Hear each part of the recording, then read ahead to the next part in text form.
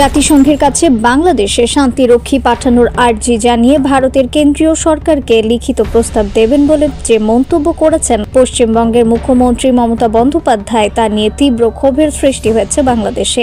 তার এই বক্তব্যকে তার ধরনের একটি বক্তব্য হিসেবে দেখতে চান পররাষ্ট্র উপদেষ্টা।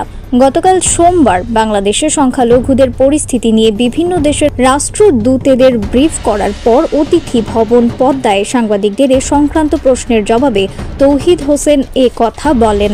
এছাড়া বিএনপি মহাসচিব মির্জা ফখরুল ইসলাম আলমগীর এ মন্তব্যকে বাংলাদেশের স্বাধীনতা সার্বভৌমত্বের প্রতি হুমকি উল্লেখ করে অবিলম্বে এ মন্তব্য প্রত্যাহারের দাবি জানিয়েছেন।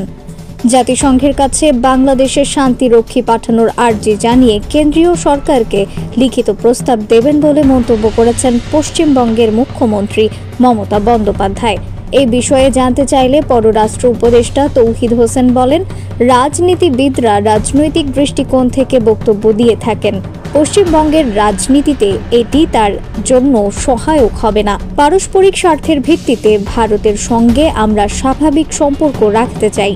এছাড়া বাংলাদেশে জাতিসংঘের শান্তিরক্ষী পাঠানো নিয়ে ভারতের পশ্চিমবঙ্গের মুখ্যমন্ত্রী মমতা বন্দ্যোপাধ্যায় যে বক্তব্য রেখেছেন তা বাংলাদেশের স্বাধীনতা সার্বভৌমত্বের প্রতি হুমকি স্বরূপ মন্তব্য করে অবিলম্বে এ ধরনের বক্তব্য প্রত্যাহারের দাবি জানিয়েছে বিএনপি।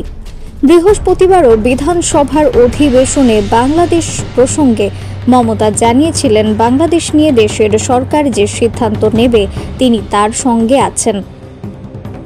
নিউজ ডেস্ক, রিফাত আরা ইসলাম, সার্চ বিডি নিউজ।